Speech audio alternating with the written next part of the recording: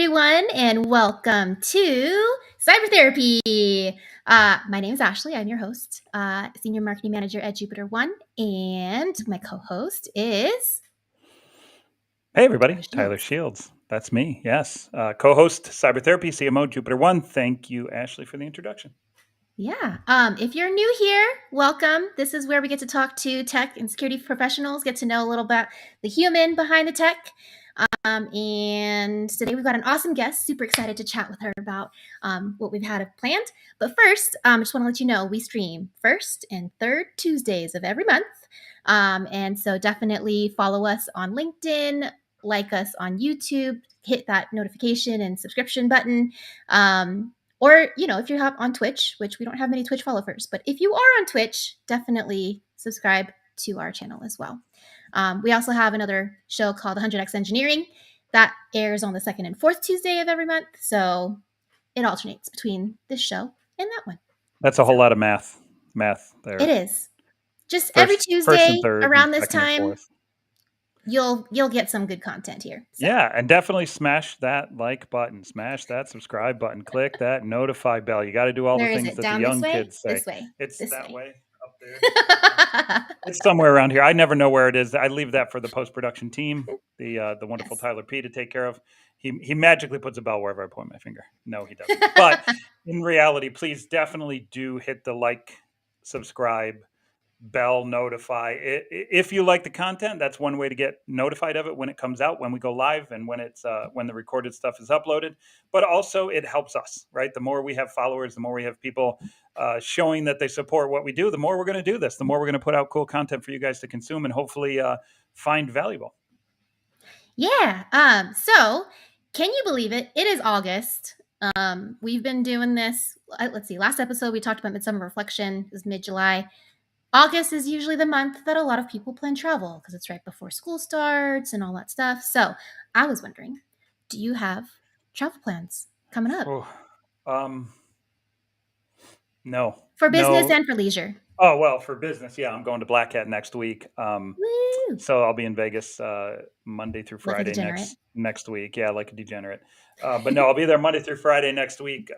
So if anybody wants to connect and talk about anything cybersecurity related, please definitely look me up, TXS on Twitter. Happy to make the connection and happy to get coffee, drinks, beers, whatever you guys enjoy doing down there in Vegas. I don't think I have too many other trips coming up the remainder of this year. I know I'm coming back for reInvent. I'll be in Vegas for reInvent as well. But that's not till December. I think I've got a pretty light load. How about you? I will be in Vegas as well. Really looking forward to being at B-Sides in Vegas and Black Hat with everybody.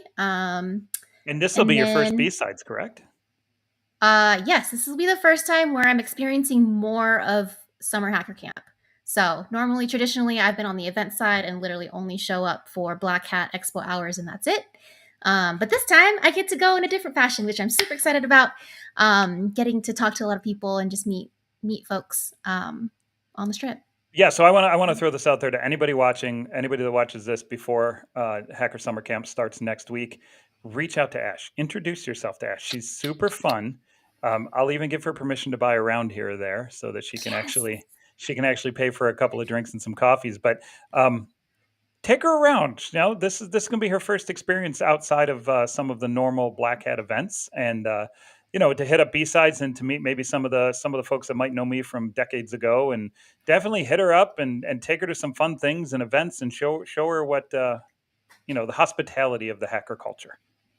Thank you very much. I really, really appreciate it. And nobody's going to do it because I don't really have that many friends, but I wanted to pretend, so it's fine. It's fine. Yeah, so other than Vegas, though, I'm planning to fly into Raleigh to see you and the team because we got our team on site coming up. I'm also going to the Bay Area for a friend's wedding and planning an anniversary trip with my husband. It's the 6th anniversary, so nothing super special, but it's an anniversary, so it'll be fun. Yeah, my wife's birthday is in 2 days. I still haven't bought her anything. You're so thoughtful, Tyler. Yeah, I pretty much am going to fail, I think, this week. So we'll find out. But I don't want to wait too much longer because you guys don't know this, but there's a green room on the side of the screen when we're doing this live, and I can actually see a slightly tinted out version of our guest in the green room. And she keeps laughing at this stuff. Like she has these snarky comments. I can already tell that she has snarky comments to say to me about how poorly I'm executing as a husband for my wife this week. But yeah, she's nodding her head. You can't see it, but she's like, "Yes, that's correct. You're a jerk." Let's bring her in here so that we can actually get those snarky comments right out in the open for everybody to laugh at. Well, hello. I'm Well- so glad. Yes, this is Krissy Safi, everyone. Hope I said that correctly. Yes. That's right. Yep. Perfect. Managing director of the offensive security team at Protiviti. So really, really glad to have you here. And thank you to Kong for nudging her our way and us getting introduced at the Cybersecurity Denver event. So glad that you're here. Yay. Thank you. I'm so glad to be here too. Thanks for having me. So where do we want to start? Do we want to start with getting her origin story? Because I love getting some origin stories here. Yeah, let's dig in. So it's funny, usually when we're doing the prep calls for these things, I connect with the audience, and the ones that I connect with on a really good background level, having done similar things in our lives, are typically guests that I've sourced because I've known them for a long time and they come from my history. But Krissy and I think, connected pretty good on a historical level too. We came up through similar ranks, different companies, but same era. It's kind of cool. Why don't you talk a little bit about your origin story? Let's start with some of the technical kind of, like, if you're going to give us a TLDR of the companies you worked at. Let's start there, and then we might switch into some of the personal whys and where you come from and all that stuff later. Cool. Yeah, sounds good. Although I might have to call you out on the same era. Man, that makes me feel old. But Oh, ouch. I'm using broad strokes there, okay? I'm kidding. 15-year windows. Yes. No. Yeah. So companies I've worked for, how this all came to be. Well, let's see. It's kind of a crazy journey, really. I started my journey at IBM as an intern or a co-op and fell into the pen testing world and stayed with IBM for about a decade. And then I left to go work for the US government and was working in DC and also traveling the world, working at embassies across the world, mostly in Asia. And then Latha recruited me back to IBM to work on offering and product development. And so I went to do that. And then I got recruited for this amazing opportunity at Protiviti to be the global attack and penetration practice leader and a managing director. So that's like the super short story. Yeah. So take me back to the first one. You fell into it. How do you fall into it? Like what specifically happened that allowed you to make that connection and get into the offensive security world? Because it's not, it's funny, people of my era and then the 10 years later when you started era, that the folks that have been around as long as we have, most of us either just kind of followed it because we always thought it was cool, or we fell into it because somebody needed something. What drew you into it?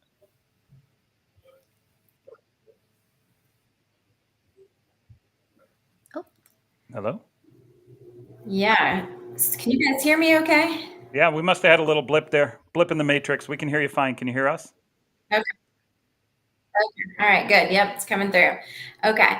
Yeah, so how did it start? So I applied for colleges as a math major.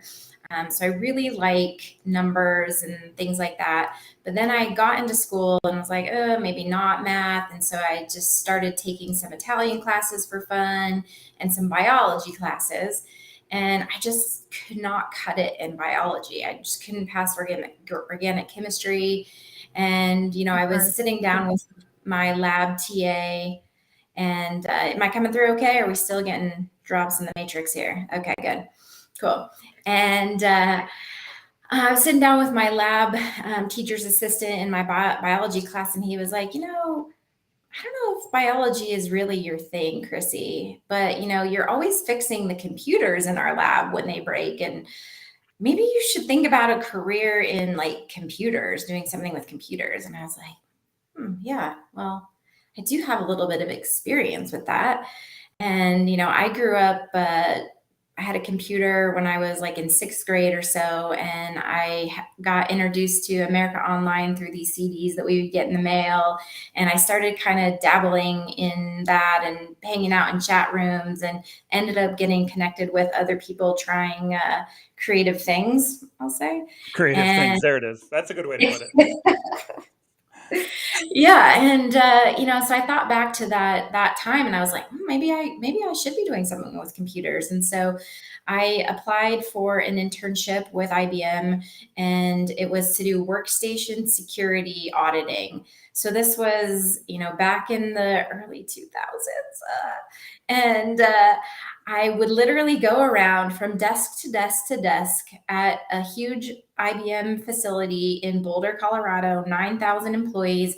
And I would come up with my notepad and my pen, and I would say, step away from your computer. I need to check your settings. And they would be like, oh, okay. And they'd roll back in their desk, and I'd take over and, check if they had a power on password and a hard drive password, and were their Lotus Notes databases encrypted and all that stuff. And it was it was fun. I got to meet a ton of people. It was like the best job from a networking perspective ever.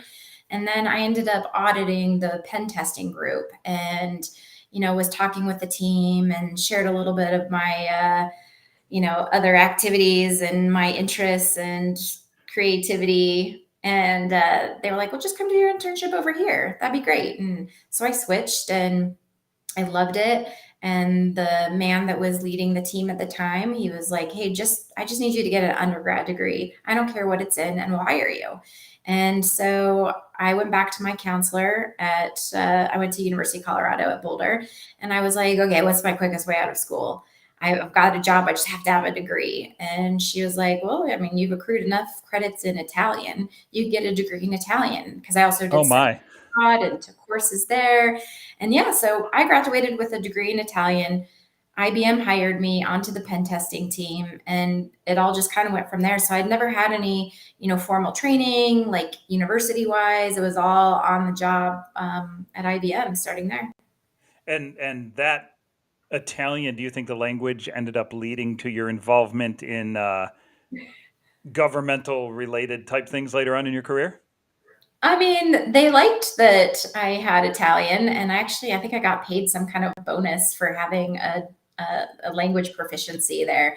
But no, I focused on Asia specifically, so it didn't really come in very handy there. Gotcha. Okay. Ash, do you have any questions you want to run through there, starting in the early days? Not really. I mean, you've pretty much covered the stuff that I So mean, keep on I have a rolling. follow-on question. I'll just keep on rolling. Okay. I always, so part of the problem is I always tend to overrun Ash, so I always try to give her the opportunity to get her 2 words in, and sometimes I stump her. But Yeah.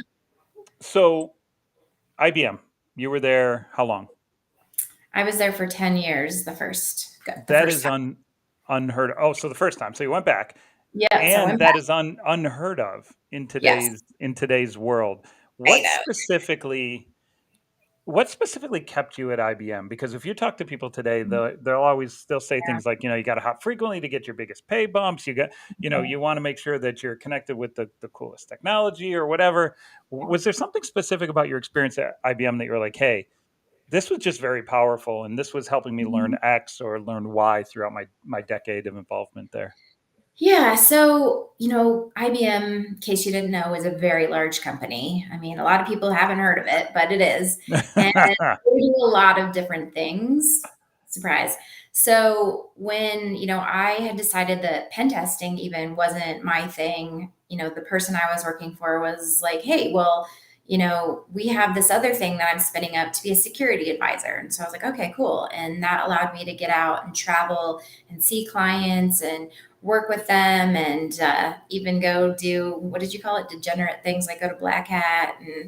Um, and so I did that for a while. And then, when I kind of started to be like, okay, I wonder what's next, somebody would tap me and be like, hey, do you want to come over here to this different part of IBM, all in security though, and do this thing? And so I would follow that person. So a lot of my career was following other people that asked me to come with them to try something new. And so given, the opportunities or the size of IBM, there were just these opportunities there that I didn't have to change companies to get them. They were all just available to me there. So in many ways, you were able to chase opportunities to chase different things, but Absolutely. all within a Yeah. single employer. Yeah. I mean, I had multiple jobs, if you look at my LinkedIn or my resume, you see like multiple jobs that I've had at IBM. But yeah, it was almost like I was changing companies though, because I got different new experiences. So I'm gonna double click on something you said, and it's gonna out you potentially for age. So I'm Oh, gonna be no. careful how I approach this. Which was your first DEF CON that you attended? Oh, gosh, I don't even remember. I can probably tell you what the badge looked like, but I don't So know. you don't remember? It was probably in 2003, 2004 era was my first one. That was when I was like a professional. And I remember going with one of my clients and, it's they were like teaching me the ropes. And what was your top? So since we're going into the week of Hacker Mhm. Summer Camp next week, right? And for those in the audience don't know what Ashley and I are referring to when we call it Hacker Summer Camp.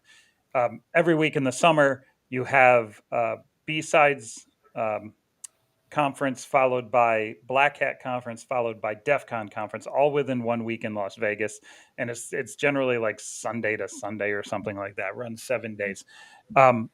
Do you remember anything specific stand out to you about what you learned in those early years of going to DEF CON, preferably, or Black Hat, but certainly DEF CON early on? Was there Mhm. anything that you were like, this just floored me that this worked this way, or I got to meet these really cool people, or what stands out to you as memories of early DEF CON? Yeah, a lot of things actually. So the lines actually was one of the things. The lines are kind of crazy there. So that seemed to have, stayed in my brain. But I also liked the ones around social engineering. So if you remember, they used to do that thing where they would put somebody in like a phone booth thing and try to like social engineer someone on the other end. That was always amazing to me. And that when I like talk about what I do, whether it's to clients or to others, the folks that I mentor and such, and I get to talk about the experience of being a hacker, what it's like to be a hacker. My favorite stories are always those social engineering ones because everyone's like, "What you did? What? How did you do Mm-hmm. that?" So that, and then they also this first year that I was there. Back in early 2000s, they did, and I can't remember if they do it anymore, but Spot the Fed. Yeah, they've And been doing that since day one. okay, all right. So I was in one of those Spot the Fed talks, and of course, I was called out. I was like, "What? Like, just because I'm not like a dude? I don't know what it was, but I was like, that could have been it back then. yeah, exactly. Yeah, there's very few women there, so, but yeah, Hold on. Go. Let's rewind a little bit. Social engineering stories. I gotta hear at least one. Give me one of the best stories that you've got there. the best stories. I don't remember the stories specifically there, but I mean, I've got stories here, in my like real job now that happen like every day, like this week, last week, things like that. So, but one of my favorite ones that one of my folks at a prior company did, and so this is one of the things too. Like when you get to my level two, you have to live vicariously through everybody. So I don't have a lot of these experiences myself anymore, which sometimes makes me really sad, but I love to hear the stories. And so I always ask my team when they're out doing physical on-site social engineering gigs to like send me pictures or tell me stories because it's just awesome. Like last week, one of my teammates, he got a rental car and they were like, "Oh, we're going to upgrade you." And he ended up getting an orange, like Dodge Ram or whatever, or a Charger, an orange Charger. I was like, I hope you traded that in. I mean, you can't go do like a social engineering job in a Yeah, bright it's real orange subtle. car. Yeah. And he didn't. And so then we got pictures from the security team of the client. And they're like, "Is this you?" Like, oh my God. So the next day he went and traded his car in. But one of my favorite ones that my team told me, and it's kind of, I don't know, sometimes like I feel bad, right? Because like we're trying to take advantage of like human nature. But this woman that I worked with, she was doing a physical on-site assessment. The goal was to gain access to the internal network. And so she went to this building and she was like, I'm here for so-and-so. And, don't worry, they'll be down in just a minute to let me in. They're like, okay. And so she's sitting there in the waiting room, waiting for this person to come. And she starts to act like she's uncomfortable. And she goes over to the front desk security person, and it's a woman. And she was like, she's like, I'm pregnant and I'm not feeling very good. Could you give me access to the bathroom? I am all of a sudden really nauseous. And of course the woman was like, yeah, of course. Yeah. Let me just buzz you into the store. And so she buzzes her in. She goes into the bathroom, goes up the elevator, goes and does her thing, gains access to the internal network. And then, the gig is up. And Wow. Back in my day, I tried a similar technique. It didn't work so good. yeah, No. I can imagine. No. Yeah. So, but it's so sad because this person was just trying to be helpful, right? But Mhm. you just have to follow the policies, sadly. Yeah, Yeah. and that you're putting that person into a very difficult spot, which makes them potentially make a very incorrect decision for the security of the business. But Exactly. so back in that window, you were there for 10 years. You eventually Mhm. left, went over to work for the State Department for a while, That's came right. back, and we'll go back to the State Department. We'll drill in on that in a little bit. But you came back to help grow IBM's X-Force team. That's right. I know a lot of the folks at the OG X-Force, original X-Force back in the day. That was Yeah. kind of my era, right before Okay. yours. Okay.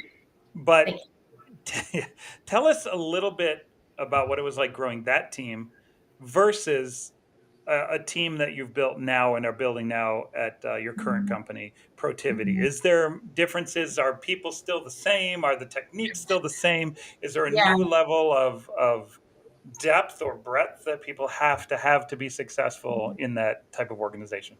Mhm. Yeah, I mean, that's kind of really interesting to dive into because there actually are differences and some that, I can only really look back on now and, tell you, being part of IBM, again, that tiny little company, it was a lot easier to recruit people because people knew IBM. A lot of people in security haven't heard of Protiviti. Protiviti security was not Protiviti's bread and butter. Protiviti was born out of internal audit and risk and compliance, that kind of work. And so, there's always been a security arm and there's always been attack and pen, we call it. But even when I was leaving IBM, I had never heard of Protiviti.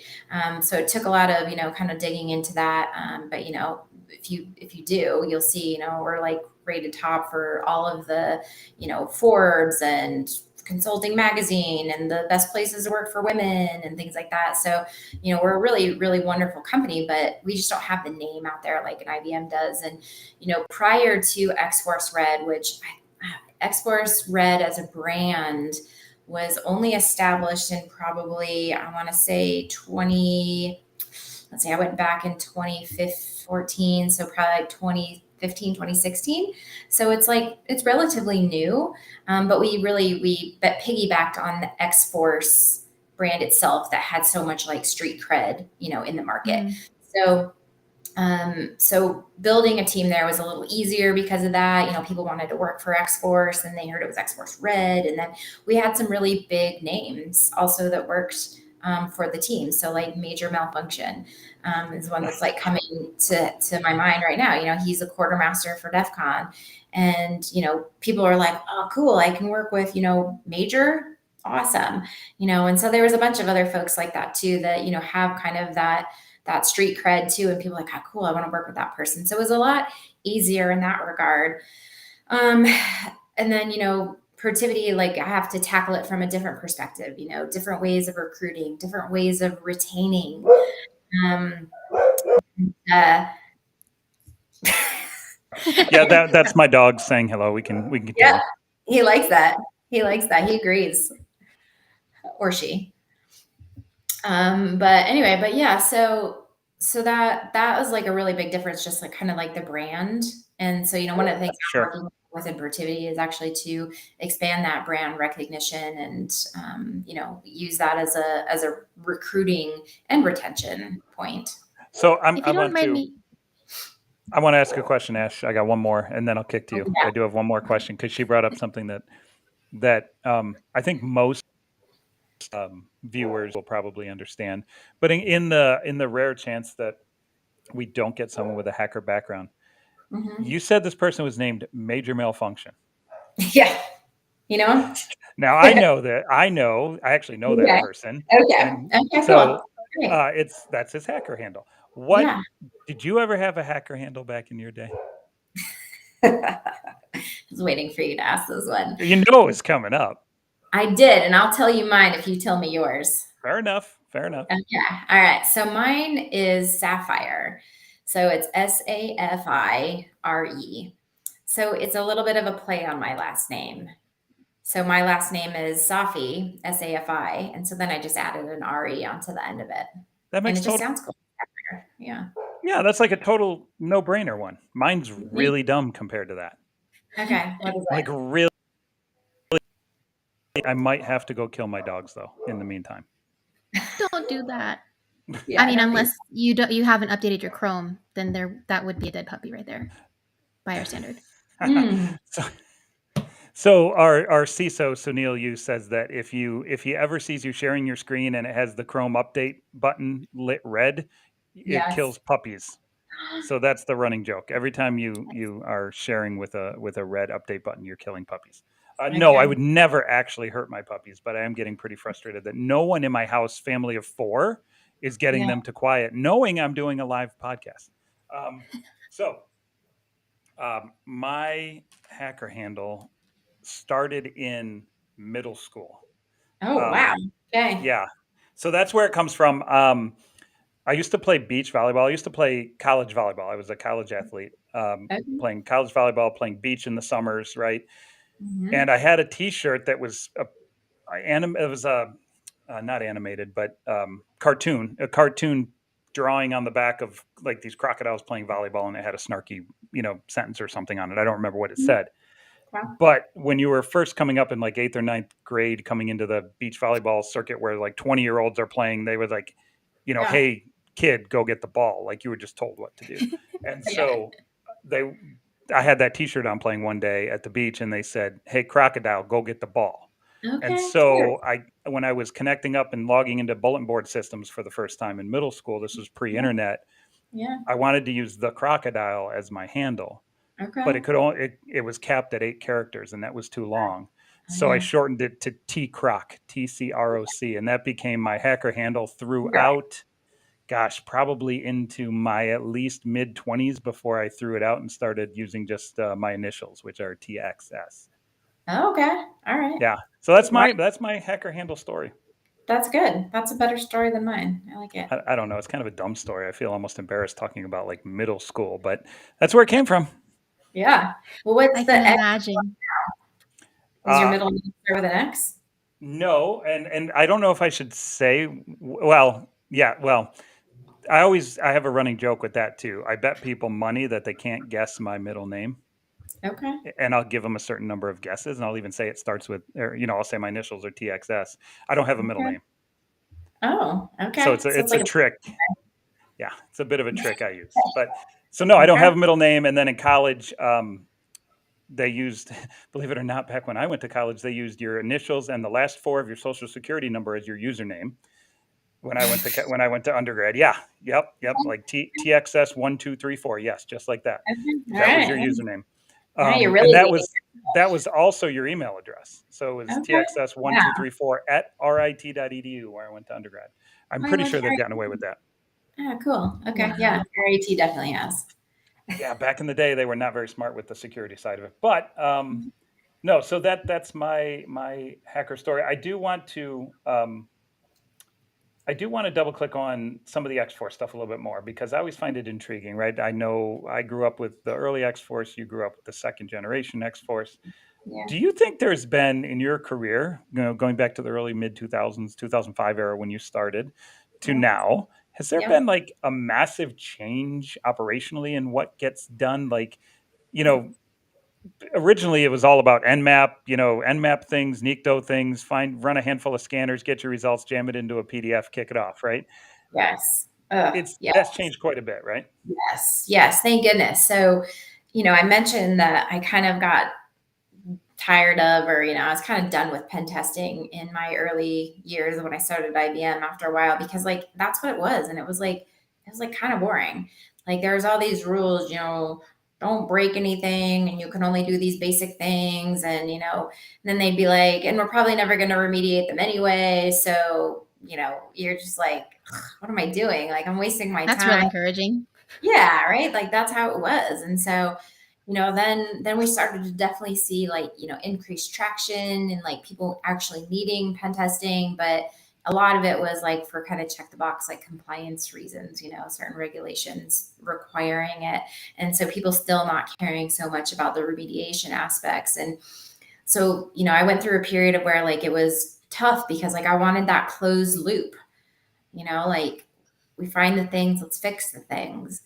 But now, what I see with my clients and, the work that my team is doing, a lot of it is very closed loop. So, the methodologies are way more mature and, there's a lot of like leeway because it's like, test like the bad guys, right? Like if you put all these limits and put you in a box and things like that, then you aren't giving your clients the real picture of, their exposures or their vulnerabilities of how a bad guy could, take advantage of them. So I appreciate that. And then we also do a lot of remediation testing too, to like, they say, okay, we fixed these things. Can you go back in and just make sure that, you see that they're actually fixed and that, a criminal can take advantage of those. So it's kind of reached the like Zen time for me. Like, it's like, it's like kind of closed loop now in most cases.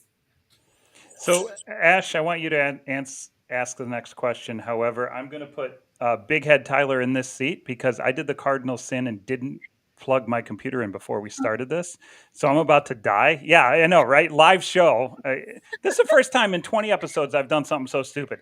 But Big Head Tyler's going to take my spot while you go ahead and ask the next question. I run and get my charger.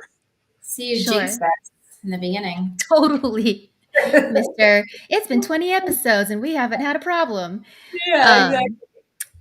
Okay, so I have multiple questions. So Okay. we'll start with the first question I was thinking of. When you are talking to clients,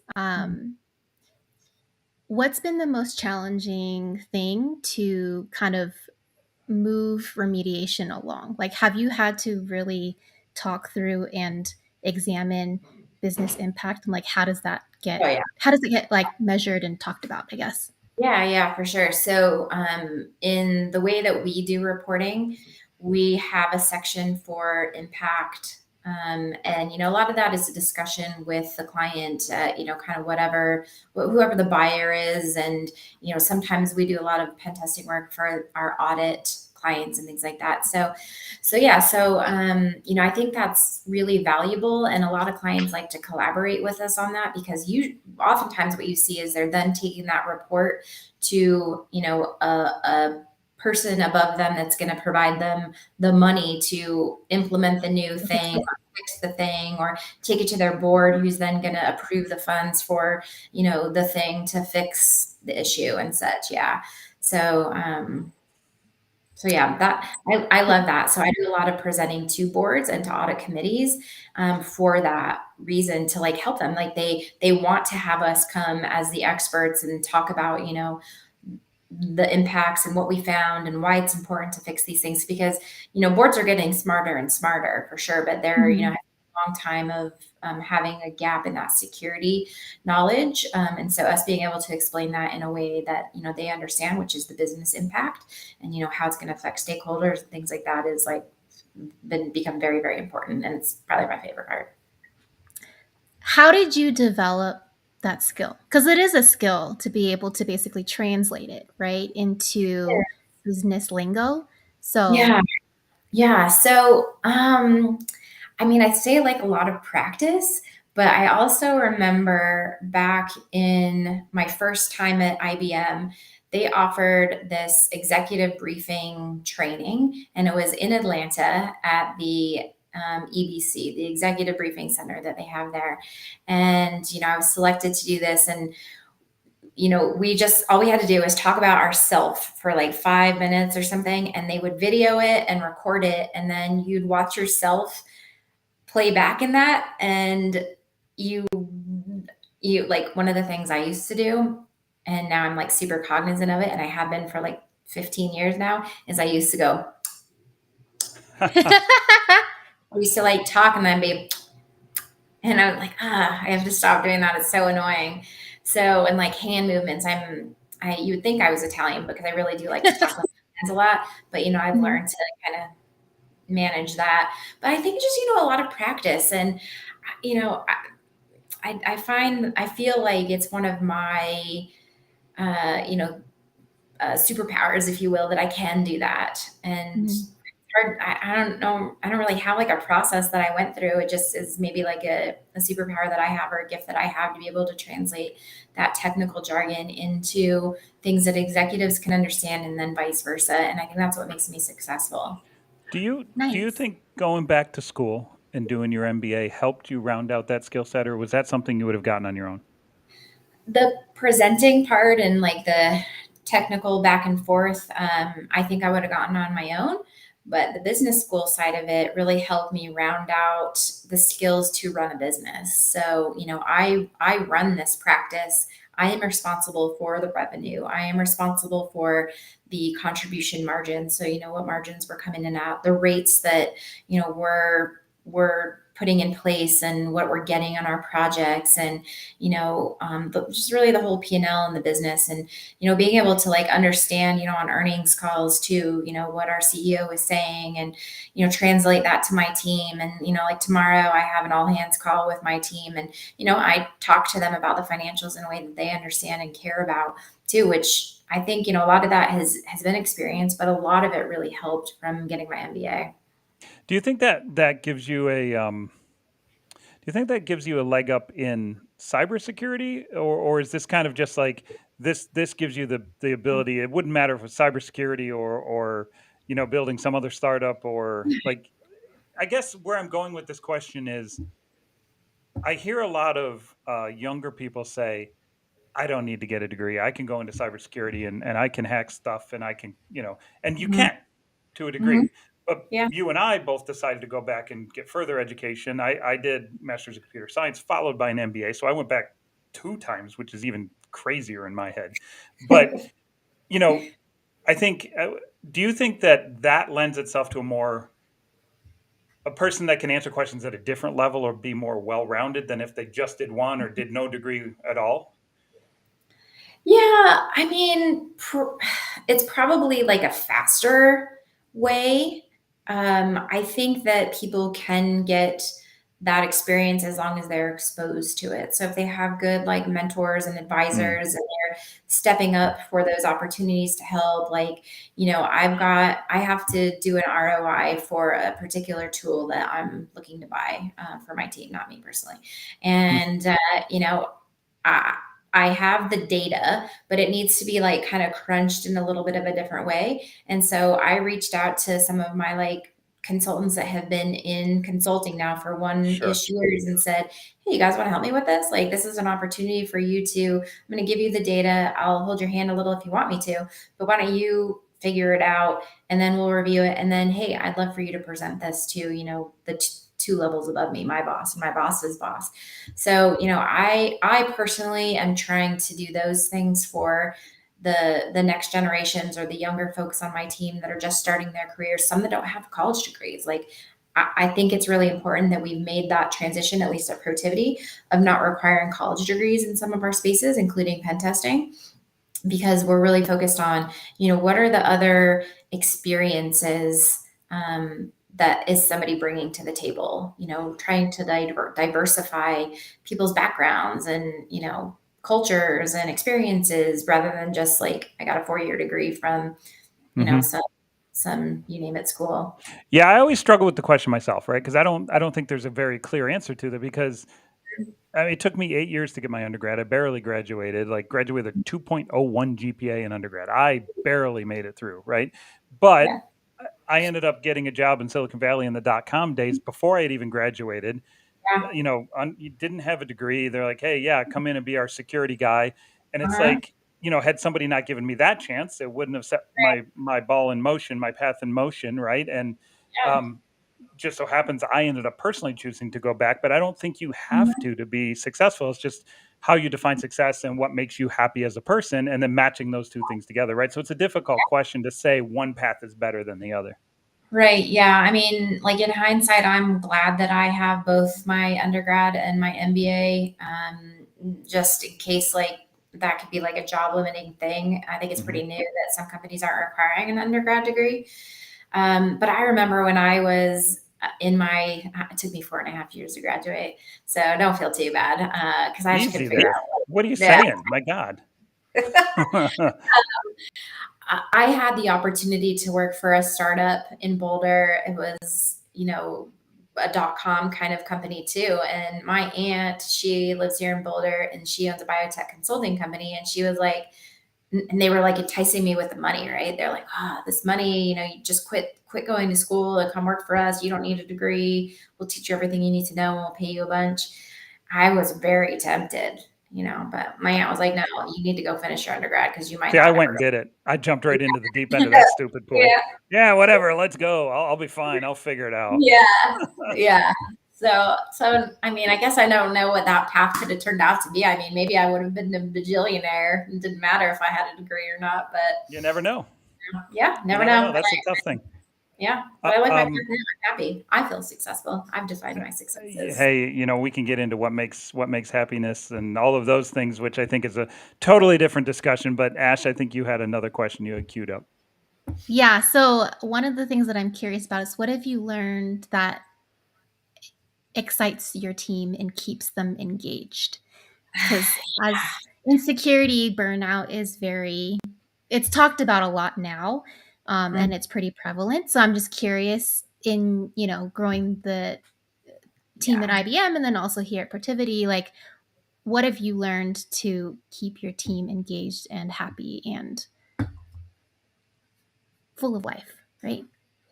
For the I long haul. I hope sounds like him. I just wanted to see how long you guys could maintain a conscious train of thought with Composure, big yes. big head Tyler in Yes, frame. well, I failed. Sorry. Um, so what I've learned through the many years of, managing people and working with people is that really everybody's different and different, people have different things that make them tick. And I am very much a people person. Like I want to get to know every single person on my team and, what is it that's important to them? And how do I fulfill that need? So some people it's money and they're very clear like I don't really care what I'm doing as long as I'm doing pen testing and you're paying me well, like I'll just keep chugging away at that. I've got plenty of those kinds of people, and so like I know that.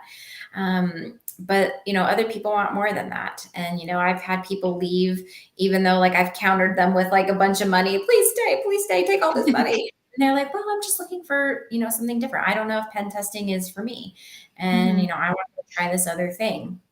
And so you know, I started, so aside from me like knowing my people and knowing what makes them tick, I also started a task force called the People First Task Force. And it's a group of folks that really care about people and, are very similar to me.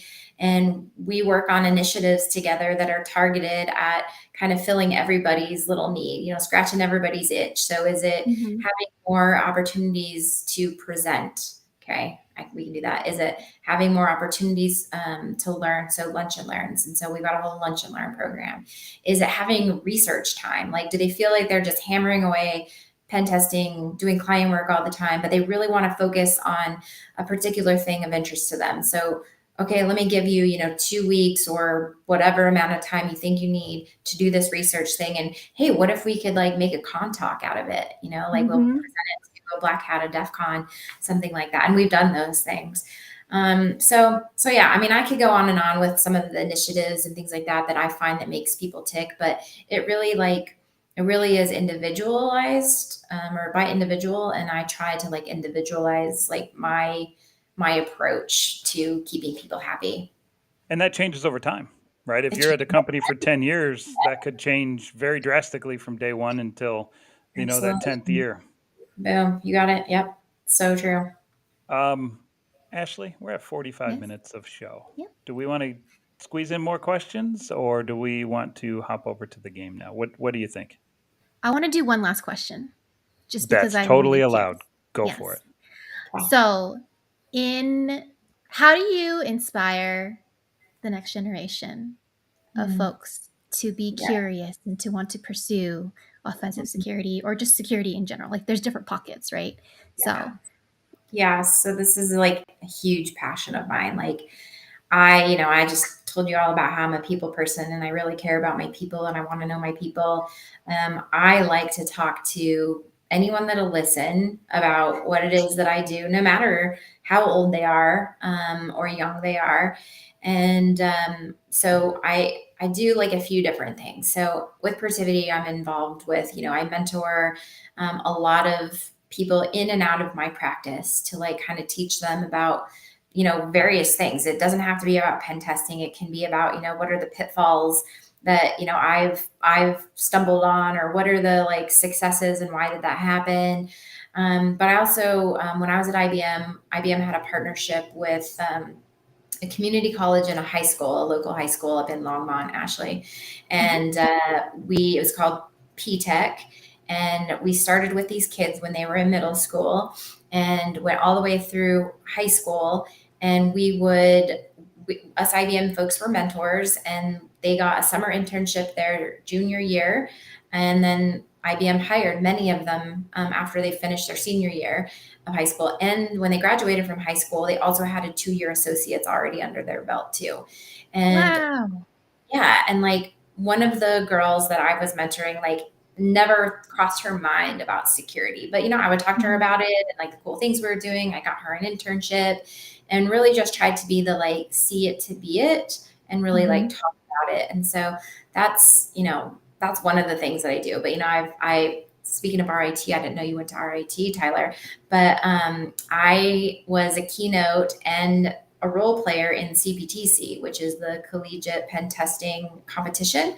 And so, I still talk to a lot of those college students. And one of them just a few months ago joined my team because we've just kept in touch and, things like that. So, that's just like a little glimpse. But yeah, I love it. And I love, I always encourage people in or outside of my company, LinkedIn, whatever, like when I do podcasts or other conference talks, like reach out to me. I will always make time to talk about what it is that, I do or what my story is.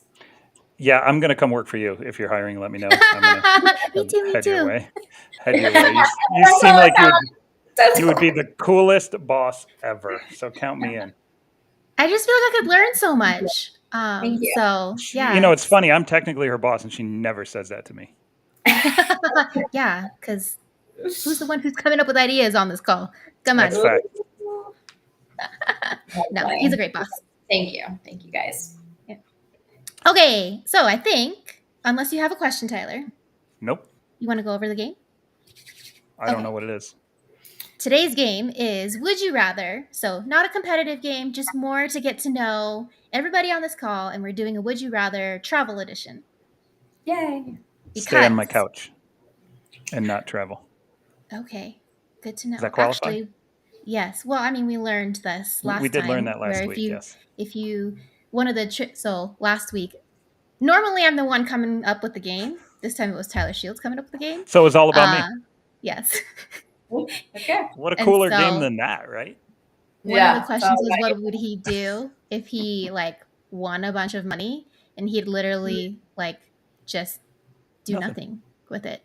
I would do nothing. He'd just sit on his couch and literally do nothing with the millions of money that he just. However, I am married, and I'll be married for 20 years this October, and my wife will never let that happen. We'll be on the road. We'll be traveling. I guarantee it. So let's hear about the Would You Rather travel edition game. Alrighty. So this is all sorts of travel, not just like traveling around the world, but like travel in them. biggest sense. So, if So time were not an do we issue, just answer one at a time, or how do you do this? yeah, we'll just answer one at a time. I'd love to hear Okay. from Krissy first, because Tyler, Of I talk course, to you like every you would. day. So, Yeah, of course. okay. Okay. If time weren't an issue, would you rather travel by ship, by train, or by plane? Ooh, by train. Really? Mhm. Why is that? So I enjoy trains a lot. I love when you can like look at the scenery. It goes places where you can't get by car or by foot. And like we're going on a train to Glenwood in October, Oh, from uh-huh. Denver, and it'll be in October when all the leaves are changing, and like it's just like territory that you just can't get to that easily unless you're on a train. And my kids love trains, and yeah, that's what I would do. That's And I've awesome. traveled all over Europe on a train. I just think it's a great mode of transportation, and time's not an Tyler, issue. So. yes. Tyler, what about you? Depends. If the airplane is private or first class, I would take that over any of the above because I would just want to get there as fast as possible in comfort. But if it was cattle class versus a train, I'd probably take the train because it is much more comfortable and relaxing and fun. Scenic. Hmm. Yeah. I mean, I'd agree. I'm on the train also. Oh, cool. Wow. That's actually like one of the things when I travel to like Chicago, New York, right? Like I love being able to just take the public transportation. It's just different. Give me the front of that airplane as fast as possible. All right. Next question. Would you rather travel 20 years into the past or 20 years into the future? Ooh, the future. The future. I can't wait for the innovation that's going to happen in 20 years from now. I love, love, love innovation. I kind of wish, like, I know I said I'm not a movie person at some point, but I do like Back to the Future, which Oh, you I seem think, to like a lot of movies. I Like, know, really. right? It's weird. But I do like the Back to the Future where they, are in the future. But what's weird about that is that that date has already passed. Mm-hmm. And We we're not don't there have yet. like some of those cool things that they promised. Tyler, what about you? Again, I have to caveat it. If I know what I know now and I can remember what I know now, I'd rather go in the past because I can use all that knowledge throughout 20 years to do literally anything I want. It's true. But if I didn't, like if you wipe my brain and I had to go 20 forward or back, I'd go forward because it'd be kind of cool. Actually, maybe not. After the last 2 years, I don't want to go 20 years forward because it could be, who knows how down the into the dumps it goes. Maybe let's just relive the last 20 because they've been fantastic for me.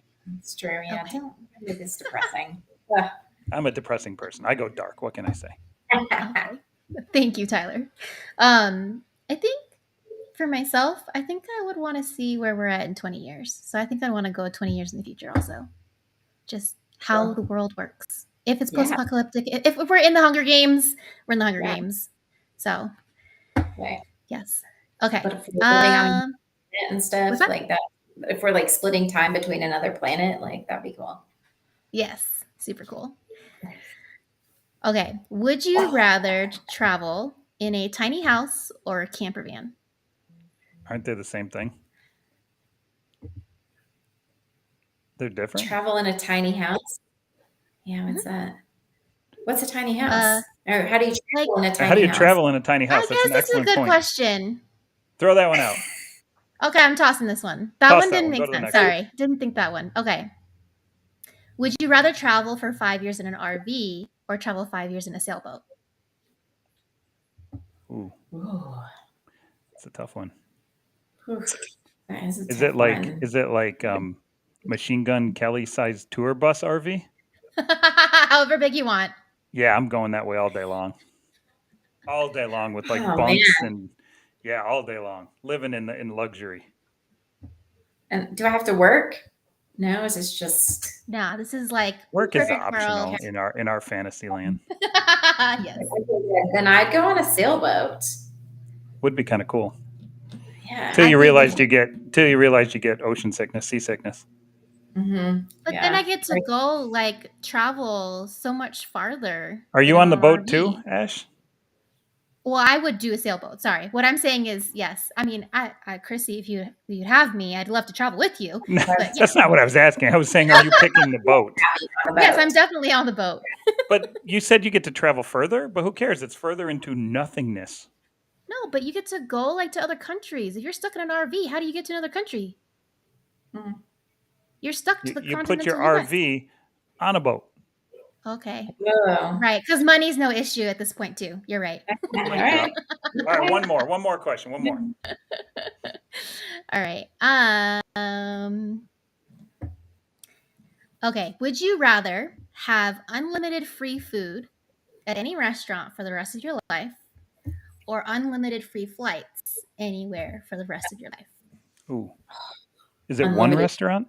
flights. Any restaurant. Right, but is it one restaurant or all restaurants?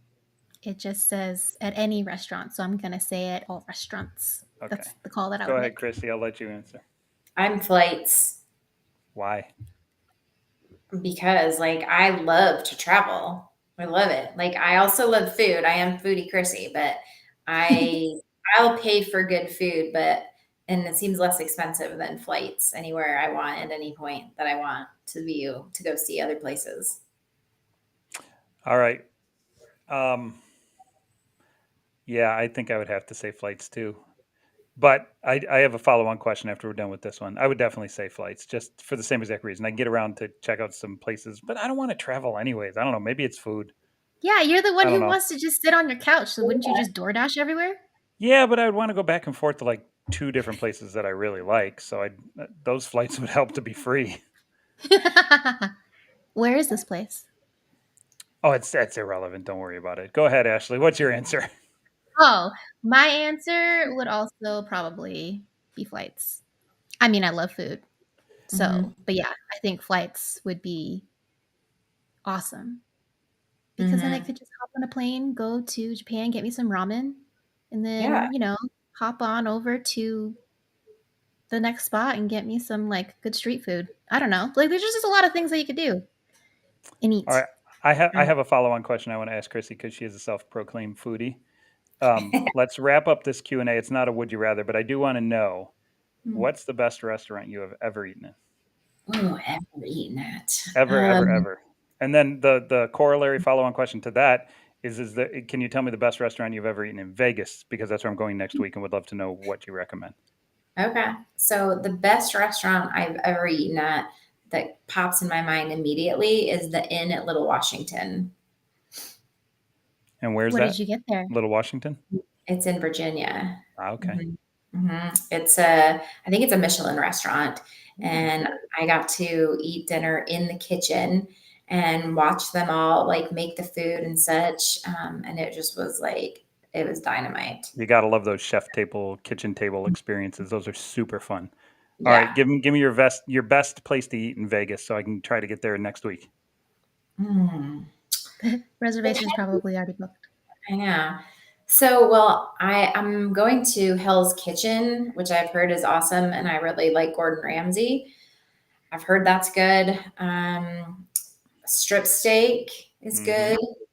There's a sushi place inside of Mandalay.